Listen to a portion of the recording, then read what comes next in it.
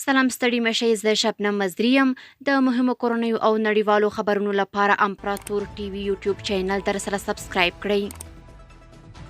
پاکستان کې قانوني اسناد لرونکي افغانان هم نیول کیږي. د پاکستان په سند ایالت کې د افغان بندیانو مدافع وکیله منزه کاکړ د پاکستان له زندانونو د څه باندې 500 افغانانو له خوشي کېدو وروسته وایي چې د دغه ایالت د پولیسو لخوا ډیری نیول شوي کسان قانوني اسناد نه لري.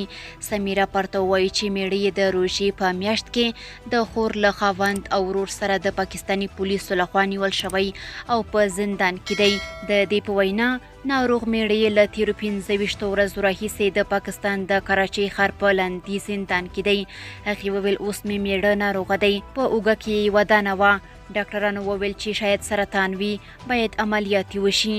بیا مو عملیات کړ. 15 ورځې یې د عملیات څخه تیرې وې. د کوکونو اخیستو لپاره روان و چې پولیسو ونیوه. اوس بندي دی. په 15 نیټې یې محکمه وه چې ومې لیدل ټول کوکونه یې خراب شوي دي. له کوکونو یې خیره راځي. ډیره شدیده تبه هم لري. ډیر یې وضعیت خراب دی. سمیرا وایي چې دوی له 18 میاشتو راهیسې له ډیرو اقتصادي ستونزو سره په پاکستان کې ژوند کوي او په دې وروستیو کې د ملګرو ملتونو د کډوالۍ کارت ټوکن ترلاسه کړی و. په همدې حال کې د پخواني نظام د ملي امنیت د یوه کارکوونکي مور عزیز ګل ازادي راډیو ته وویل چې زوی یې له 10 میاشتو راهیسې د پاکستان د اسلام آباد په راولپنډۍ زندان کې دی. هغه وایي چې د خپل زوی څخه هیڅ خبره نه ده او وروستی خبر یې چې ترلاسه کړی دا و چې زوی یې غواړي په زندان کې د نه خوړو اعتصاب وکړي. هغې زیاته کړه په زندان کې څو ځله پرې حمله وشوه. یوه میاشت مخکې یې راسره اړیکه ونیوه، خو وروسته له هغې نه پوهېږم چې څنګه دی، چیرې دی. د نه خوړو اعتصاب یې مات کړی که نه. د پاکستان حکومت تر اوسه د دغو ادعاو په اړه څه نه دي ویلي، خو د 2022 کال په پای کې اعلان کړی و چې له هغو بهرنیو اتباعو سره به جدي او قانوني چلند وکړي چې په پاکستان کې د اوسېدو قانوني اسناد نه لري. دا په داسې حال کې ده چې تېره ورځ د پاکستان له زندانونو څخه 50 افغانان خوشي شول. د پاکستان په سند ایالت کې د افغان بندیانو مدافع وکیلې منزه کاکړ ازادي راډیو ته وویل که څه هم خوشي شویو کسانو قانوني اسناد نه درلودل، خو د پاکستان د پولیسو لخوا بندیان شوي اکثره افغانان قانوني اسناد نه لري.